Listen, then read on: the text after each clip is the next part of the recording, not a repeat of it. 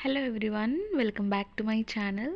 So ఇవాల్టి video వచ్చేసి చందువ చేపల ఫ్రై. మొన్న కర్రీ చేశాను కదా, ఈరోజు ఫ్రై అనమాట. సో ముందుగా ఈ ఫిషెస్ నేను ఆ విధంగా ఘాట్లు పెట్టేలాగా కట్ చేసుకున్నాను. అందులో వచ్చేసి మసాలా అంతా కూడా మ్యారినేట్ చేసుకున్నాను. సో మసాలా తెలిసిందే కదా, ఉప్పు, కారం, పసుపు, అలాగే కొద్దిగా జింజర్ గార్లిక్ పేస్ట్, అల్లం వెల్లుల్లి పేస్ట్ వేసుకుని అదంతా బాగా మిక్స్ చేసుకుని ఆ చేపలకి పట్టేలాగా కలిపేసుకుని పక్కన పెట్టుకున్నాను ముందుగానే. సో దట్ ఏంటంటే ఆ విధంగా మ్యారినేట్ చేసుకుంటే మనకి ఆ మసాలా అంతా కూడా ఫిష్లోకి వెళ్ళి టేస్ట్ అనేది బాగుంటుంది కదా, కాబట్టి నేను అలా ప్రిపేర్ చేసుకుని ముందుగానే పక్కన పెట్టుకున్నాను. సో చూసారు కదా,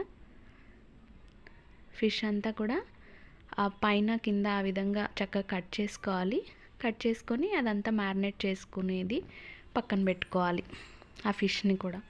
తర్వాత ప్యాన్ పెట్టుకున్నాను. ప్యాన్ హీట్ అయిన తర్వాత ఆయిల్ యాడ్ చేసుకుంటున్నాను. సో ఆయిల్ కూడా బాగా హీట్ అవ్వాలి. సో ఫ్లేమ్ అనేది నేను సిమ్లో పెట్టుకున్నాను. ఆయిల్ అనేది హీట్ అయింది. ఇప్పుడు నేను ఫిష్ యాడ్ చేస్తున్నాను.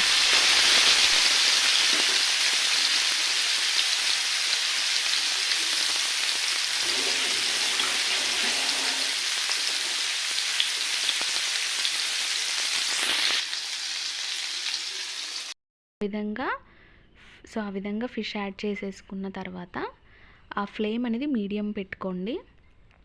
దానిపైన కొంచెం నేను లిడ్ పెట్టేసుకొని ఉంచాను. సో ఒకవైపు అనేది నాకు మగ్గినట్టుగా అనిపిస్తూ ఉంది కాబట్టి మనం నెక్స్ట్ సైడ్ కూడా టర్న్ చేసుకోవాలి. సో మెల్లగా ఇటువైపు కూడా తిప్పుకున్నాం అది. ఓకే, సో ఈవెన్గా కుక్ అయ్యేలాగా చూసుకోండి. ఆయిల్ అనేది మీద పడుతూ ఉంటుంది, జాగ్రత్తగా టర్న్ చేసుకోవాలి. సో 2 సైడ్స్ కూడా మంచిగా ఫ్రై అవ్వేలాగా మనం ఫ్రై చేసుకోవాలి.